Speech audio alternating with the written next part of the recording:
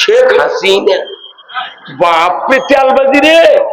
এই কথা কোন আমার এটা আপনাকে সান্তাহারের দক্ষিণে বাগমারা আত্রাই থানার পশ্চিমে বাগমারা আছে।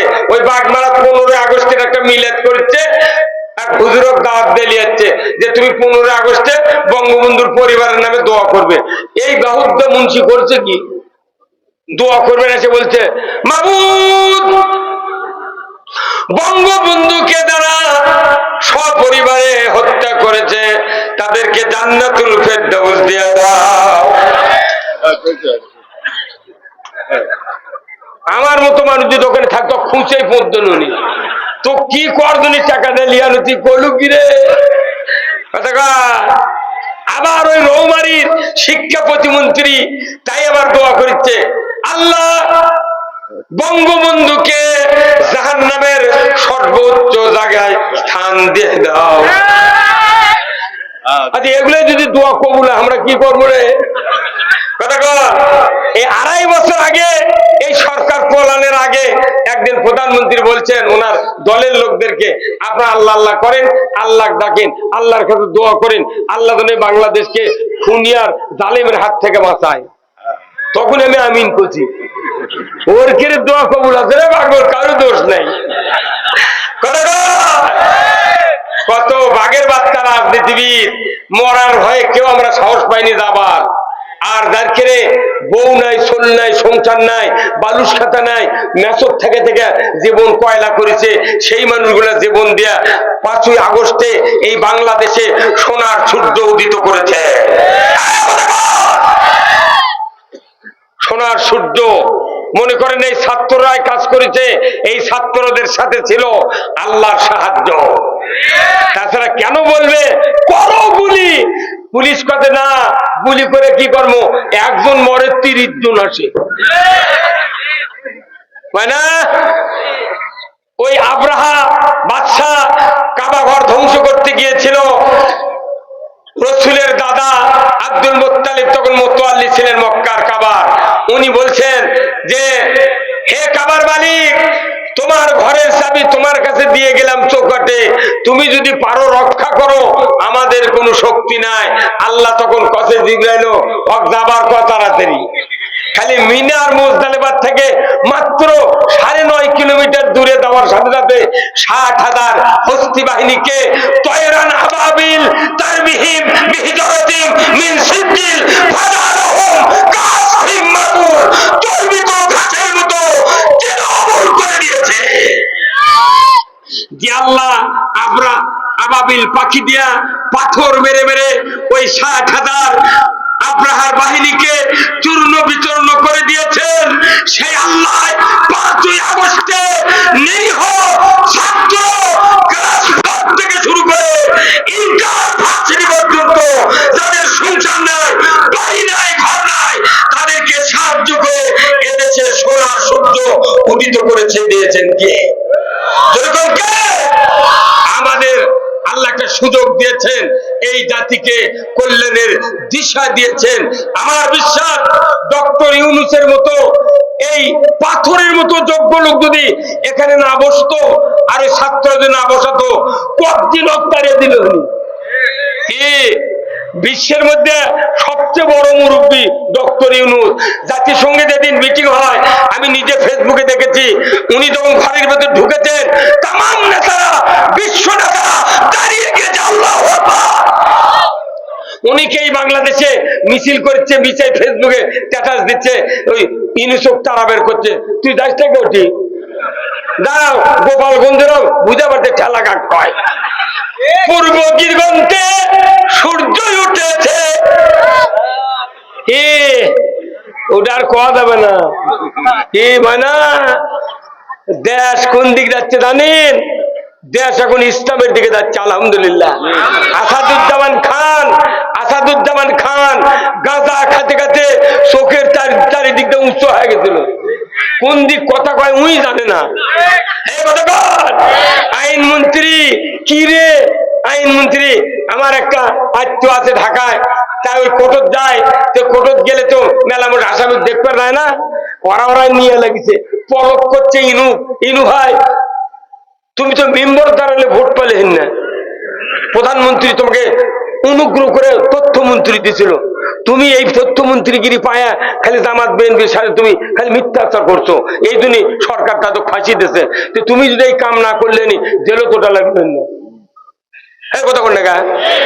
আর ওই যে দরবেশ সালমান এফ রহমান তাই যে আনিসুল কছে যে আইনমন্ত্রী আনিসুল ভাই তুমি আইনমন্ত্রীরা বেআইনি কাম করছো, যদি মানুষের গণতন্ত্র আমরা হরণ না করতাম, সবাই যদি ভোট দেওয়ার যোগ্যতা থাকতো, ভোট দিতে পারতো, ভোটে জীবিত হলো বাড়ির বউ চললে শুয়ে থাকলো নি, তো কে মানা করছিল ভোট দিবেন?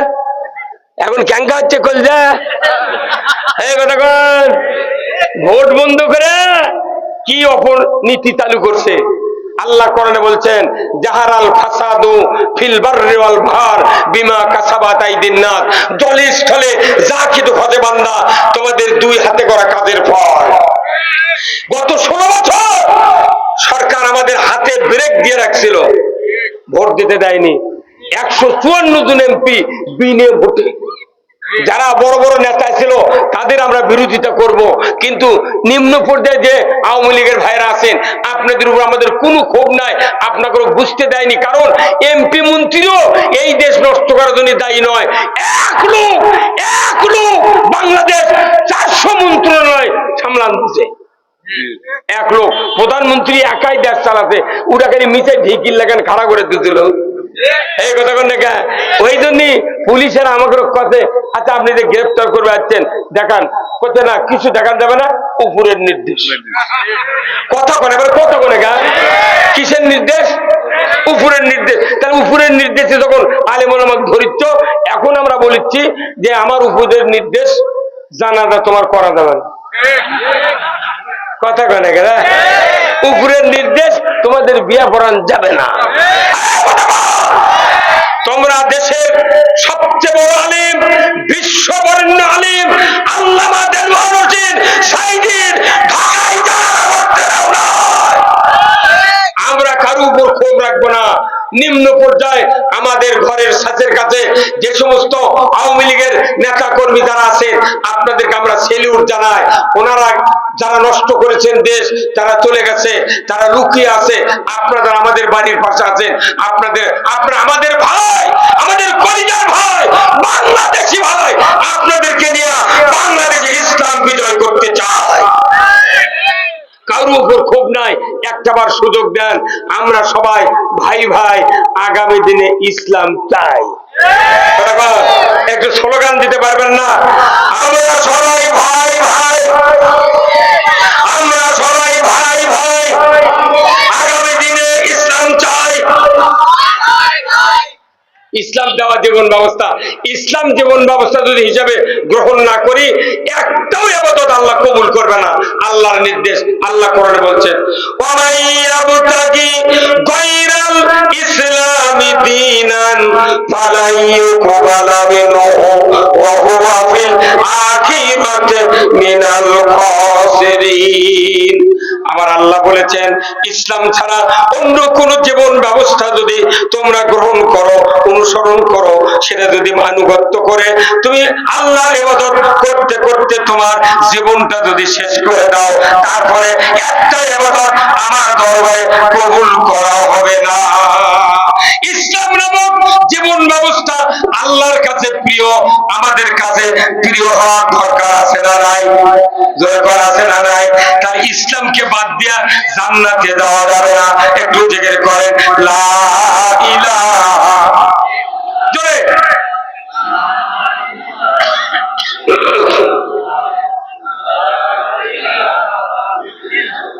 লা ইলাহা ইল্লাল্লাহ, জোরে লা ইলাহা,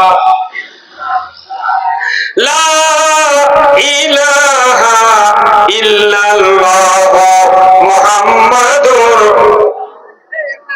মুসলিম আমি, সৈনিক আমি, আমি চির রণবীর, আল্লাহকে ছাড়া কাউকে মানি না, নারাই তাকবীর।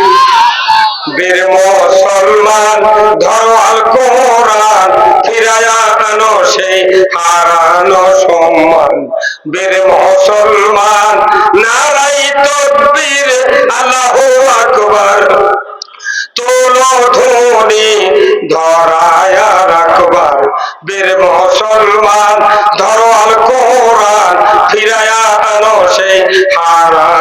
সম্মান বের মুসলমান, যে আওয়াজ শুনে ওরে মুসলমান ভয় কাঁপিত কাফের ও বেঈমান, জয় কর মারহাবা। দাওরে সে হুঙ্কার কররে তোলপার, পাপে দুনিয়া ভেঙে কররে চুরমার, বের মুসলমান ধরো আল কোরআন, ফিরায়া আনো সেই হারানো সম্মান, বের মুসলমান। আমরা বিরাট ইসলাম বিজয় না থাকার কারণে শিক্ষা ইন্দুর বিরাট আমাকে মাথায় লাগতে হয়। কতক্ষণ টাকা এই ইসলাম রসুল কায়েম করেছিলেন, আবু বকর সিদ্দিক রাদিয়াল্লাহু আনহু ইসলামী রাষ্ট্র ধরে রেখেছিলেন। হযরত ওমর দ্বিতীয় মুসলিম জাহানের খলিফা রসুলের কাল্লা কাটতে গিয়া ঈমান আনার পর রসুলের জবান দিয়ে বেরিয়েছিল লা বাদা নবিয়্যা, আমার পরে নবী আসবে না। যদি নবুয়ত দেওয়া হতো লাউ কানা ওমর, ওমরকে নবুয়ত দেওয়া হতো। আল্লাহু আকবার। কি যোগ্যতা! 10 বছর নবীর পাশে নামাজ পড়ে অর্ধেকটা পৃথিবীর রাজত্ব চালালেন। আর 70 বছর হলে সান্তাহার, নন্দীগ্রাম, বগুড়া, ঢাকা, কুমিল্লা, টাঙ্গাইলের ইমামরা নামাজ পড়ায়। 70 বছরে মুক্তাদি নামাজ পড়ে, মুতাল্লি নামাজ পড়ে, মিম্বর হবার পারেন। আর আমাকে রক্ষা হুজুর, তোমরা আবার ভোটের দাঁড়াবে যাচ্ছ, তোমরা আবার কি খাবে নাকি ঘুম খাবে? না, আমরা খাবো না, আমরা ঘুম খাওয়া বন্ধ করবো। আমরা ঘুম খাওয়া, এই যে চেয়ারম্যান মেম্বার 476টা কার্ড পায় একটা ইউনিয়নে, 300 কার্ডই দলীয় নেতারা নেয়। আর 76টা কার্ড 9 জন মেম্বার, 3 জন মহিলা চেয়ারম্যান বাচ্চা দিয়ে ওরা করছে তোমরা বাটো। এখন দেখা যায় ওই 6 দ্বারা চাউল যেদিন ভোট দিবার যায় খালি মেয়ে মানুষ দেয়, ওই মেয়ে মানুষ আবার ওই চাউল ওটি বেচে, যাই কিনে নেয় ওটি বস্তালে দাঁড়িয়ে আছে। আইন যদি দেশে থাকতো চেয়ারম্যান বলতো, এই শোনো, তোমার যে চাউল দেওয়া আছে তুমি ভাত খাবে না, আর বলছে না মোটা চাউল খাওয়া যাবে না, যে তোমার তাহলে আজ থেকে আর কাঠ পাবে না, তোমরা কাঠ পাবে না। আর যারা চাউল কিনতেছ ধরার সাথে সাথে 5 বছর জেল। ওই বস্তা নিয়ে ওই রানীর গঙ্গর পার হবি। আর কাজ যদি বাজেয়াপ্ত করে দেখা যাবি যে একটা মানুষ আর আসবে না, গরিব যাই ভাত খাওয়ার দরকার তাকে কার দেওয়া দরকার, কথা ঠিক কিনা? কিন্তু আমার দেশে দলীয় নেতারা ওর কেড়ে দলের ভালো ভালো লোক দেয়, তোরা পকেট খরচ করে এটা বেঁচে বেঁচে বলছে।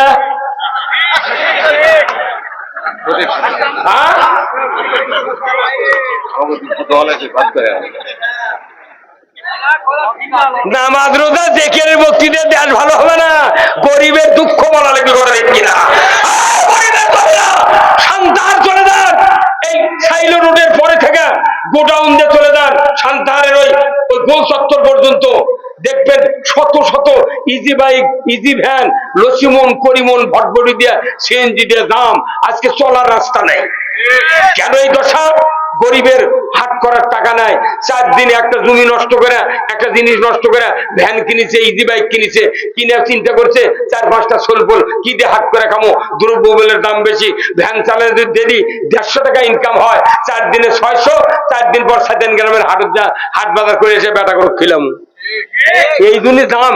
পৃথিবীর কোন দেশে এত যানবাহন নাই, কারণ প্রত্যেক বাংলাদেশ আর ভারত, এই ভারতের মোদি আর বাংলাদেশ ছাড়া কোন দেশে এই অপসংস্কৃতি নাই। প্রত্যেকটা দেশে জন্মের পর থেকে ওই সরকার ওই সন্তানের জন্য বাড়ি দেয়, ঘর দেয়, বেতন দেয়।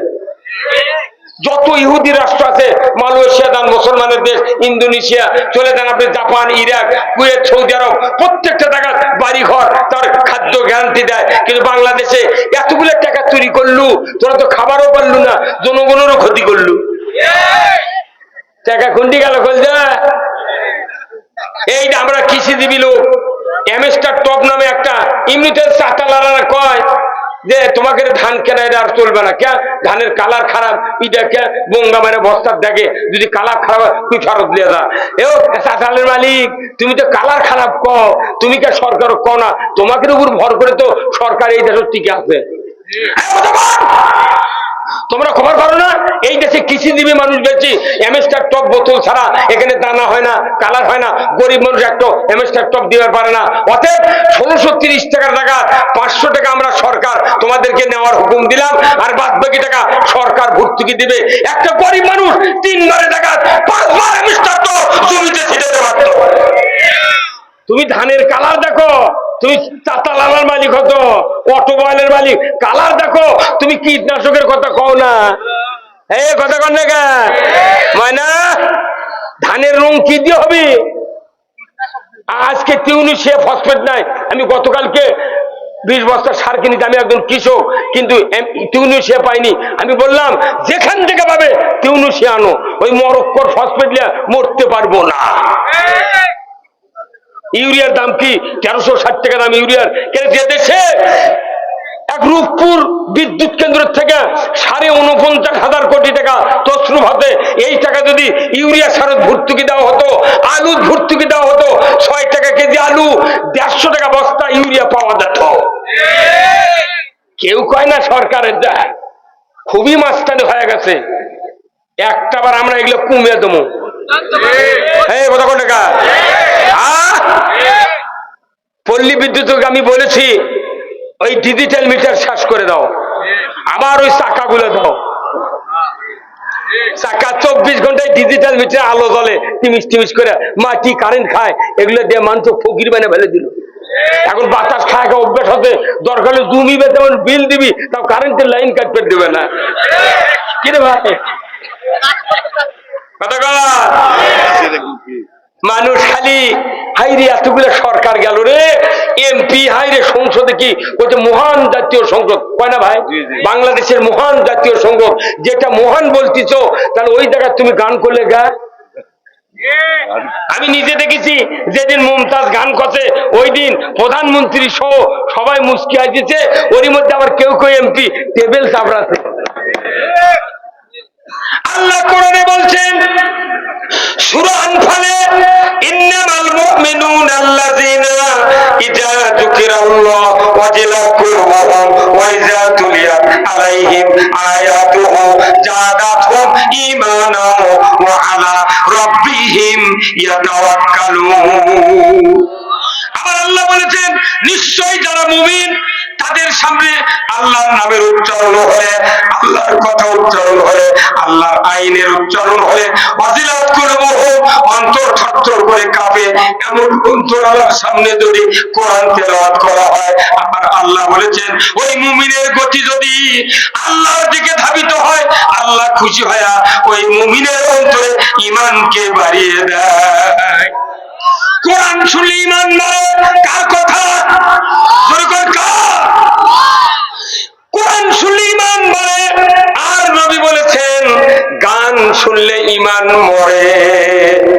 তাহলে যে দেশের মহান সংসদে গান করার পর হাততালি দেয়, টেবিল থাপড়ায়, তাতে বোঝা যায় একজনের ঈমান ছিল না। ঈমান না থাকার কারণে আলেম ওলামাদেরকে জেলে তুলেছে, মানুষকে মামলা দেয়া, নিরীহ মানুষকে নির্যাতন করে এত অস্থির করেছে, পুরো বাংলাদেশ কারাগারে পরিণত হয়েছিল। আমাকে 14টা মামলা দিয়েছে মিছে দিয়ে, সবার থেকে ধরে নিয়ে যায়, ইডি থেকে যায়। আমি কই তুই কত ধরবু ধর, ছাড়বো না, কথা কর। একবার আমার বাড়িতে একটা পুলিশ আচ্ছা, এখন আমার তো বানানের ব্যাগডোর নাই, বুঝছেন কি বিপদ রে, স্ত্রী করছে আজ শেষ, আর ধরবে, আমরা ধরলে আমি চলে যাবো, তোমার কোন টেনশন নেই। তখন একটু চেষ্টা করাও তো দরকার। তখন আমি করলাম কি, আচ্ছা দেখি তো বুদ্ধি বার করা যায় নাকি। তোর বুদ্ধি করে আমি যা, আমার 7টা গরু ছিল ভাই, ও গরুর গড়া আছে ইটের পাকা করা, ওই গড়ার মধ্যে আমি শুয়ে পড়ছি। আমি চিন্তা করি বাড়িটা গাছ তালা তুলে দেখতে পারে, গরুর গলত তো যাবে না।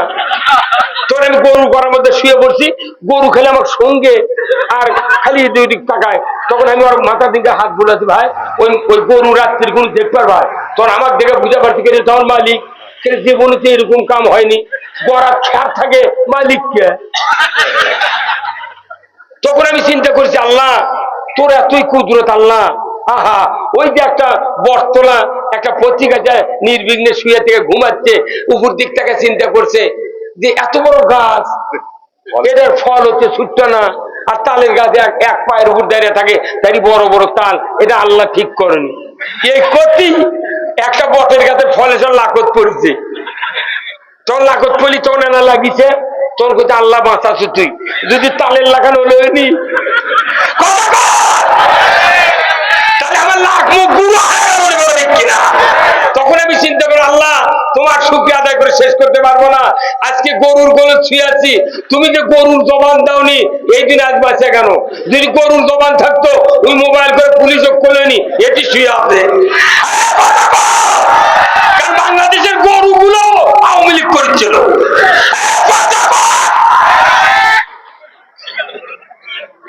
কি ফুটু ভাই, একসাথে জেলখানায় ছিলাম, একসাথে জেল পার্টনার। এগুলো আমার বুকের উপরে 21 দিন 200 পাওয়ারের বল দিয়েছিল। আমি তালোরা নজরুল চেয়ারম্যান আর গাড়িদার 7টার চেয়ারম্যান, ওই দুজন তো বিশাল বিশাল জুয়ান, ওরই সিপাত আমাকে থোকে। আমি কোনো ভাই আমাকে সেলত দিয়ে থন, অন্য একটা রুমত দেন, এরকে পায়ের তলে বলে আমি তো মরে দেবো। করছে না, এই 3 জনাকে এটি থমো, বাইরে সুইচ ভেতরে আলো, কম্বল ভিজা গেছে আমাকে শরীরের ঘামে। তখন আমি চিন্তা করছি আল্লাহ আমি ভয় করি না, তবে বক্তৃতা করে ঢুকেছি, গান কয়বার হয়ে যাবো। তখন রাত্রে করে গান শুরু করছি। আমার একটা কষ্ট হচ্ছে ভাই, মাইকটা তেমন কোন সুবিধা বুঝে পারছি। সবার বগা আহার করে খালে আরো হবিলে, ওরে আমার বগা বন্দি হইছে কোনবা দিয়া হবে ভাত দে পরিয়া বগা অন্ধেরে। সকালবেলা দেখবেন উত্তর দিক থেকে এক ঢাক বক চলন বিরোধ যায়, ওরা মাছ খাতে যায়, কিন্তু যাকে বক যায় বগা ওই হাঁটে হাঁটে হাঁটে, যাতে বাজার ফেরত পাও না কে। সন্ধ্যার সময় সব বগা ফেরত গেছে, কিন্তু একটা বগির স্বামী বগা আর দেয়নি। তখন এই বগি এই গান কষে, সবার বগা আহার করে খালে আর বিলে, আমার বগা বন্দি হয়েছে কোন বাদিয়ার হাতে। আমাকে যারা ধরে নিয়ে যা জেলত তুলছিল, আমাদের স্ত্রীরা হচ্ছে বগি আর আমরা বগা। কিংবা আমাদের বৌসুর কান্দিনী ময়না, উনি কি কয় হুজুর জেল খাটা সুন্নত, তুই এত বড় সুন্নত ছাড়বু কে, তো মাই করে দে, তুই আসবো, আমি আর ভুট্টু ভাই মিলে জেলে ঢুকে দিয়েছি। 4 দিন থাকলে বোক মা কবুরে, তাই করতে সুন্নত। আহা পড়ার কান্দে ভাল ভার নাই, তেলের মতো মনে হয়। বাবার বাংটা হচ্ছে কি রে জিনিস, তো তুই না ভাল নিয়ে দেখিস ঠেলা কাক কয়। এই বগুড়া জানা, বগুড়া সদরের একটা বিএনপির নেতা, নাম হলো মাসুদ কমিশনার, 123টা মামলা, 123টা মামলা, একটা মানুষ 2টা মামলা দিলি ওর বউ ছেলের কথা ভুলে যায়। 123টা মামলা দিয়া এদেশের বিএনপি জামাত যেভাবে নির্যাতিত হয়েছে, আর এই নির্যাতন বাংলাদেশে দেখতে চাই না। কারা কারা নির্যাতন দেখতে চান না, দুহাত তুলে আল্লাহকে দেখা। নারায়ে তাকবীর, নারায়ে তাকবীর। আর কোরআনের আলো, আর কোরআনের আলো, কোরআন হাদিস যেখানে দুনিয়ার মুসলিম লিল্লাহে তাকবীর। দুঃখের কথা, তিলে তিলে আমার সদর থানার জেলখানার হেফাজত রাখলো। ফজরের নামাজে রোজু করার পানি চাচ্ছি, জুরহাজ দিবি, আমাকে পানি দেয়নি। করছে হুজুর পায়খানা রোজু করেন তো করেন, না করেন নামাজ কি করবেন করেন। আমি পায়খানার প্যানের উপর 2 পা দিচ্ছি, থানার হাজতখানা যে এত অপরিষ্কার আমি জীবনে জানি না। আহা প্যান গোটা পায়খানাতে ভরে তো, ওরই উপর দাঁড়িয়ে কোন লাখ মুখ বন্ধ করে উজু করে নামাজ পড়ে আল্লাহ করছে, আল্লাহ যারা আমাকে মামলা ঢুকলো আজকে রাত্রিতে, আল্লাহ হয়তো আপনাকে বিএনপির ওয়াদুদ মান্নান মেম্বার বগুড়ার জেলা নেতৃবৃন্দ, তারা একই সাথে আমাকে গ্রেপ্তার করছে, আমাকে ফাপড় থেকে গ্রেপ্তার করছে। আর ওদেরকে বাড়ির থেকে নিয়ে যাচ্ছে। আমি বললাম, আল্লাহ, যার ইন্ধনে আমার গ্রেফতার করা হলো বক্তৃতার ময়দান থেকে, আল্লাহ তুমি তাকে এক্ষুনি কবরে ঢোকার সুযোগ করে দাও। 1.5 মাস পরে মরে গেছে,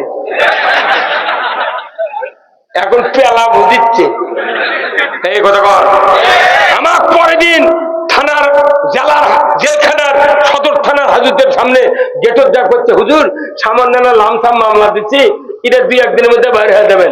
26 দিন হাজুত খাটেছি, 62,000 টাকা রাহ খরচ ফেরত দিচ্ছি, তাও বারান্দা না, 1,20,000 টাকা খরচ করে হাইকোর্ট থেকে জামিন নিয়েছি। আমাকে একটা জামিন পৌঁছে দেয়। আর ই করছে, তোর নামে দোয়া করছি, হুজুর টাকা অত নেন কে? সবার 32 লাখ টাকা পুরেছি, সেগুলো কি ভেউ বেচা তুলবো? কি ভাই কত কোন টাকা?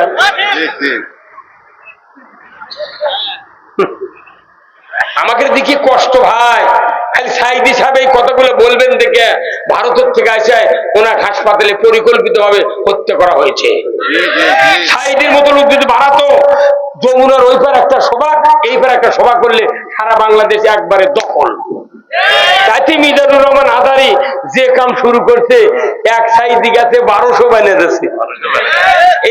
এই সান্তারের ময়দানে আমার মতো একটা অযোগ্য লোক আমার জন্য এখানে আপনারা নাই, এখানে এসেছেন কোরআনের মহব্বতে।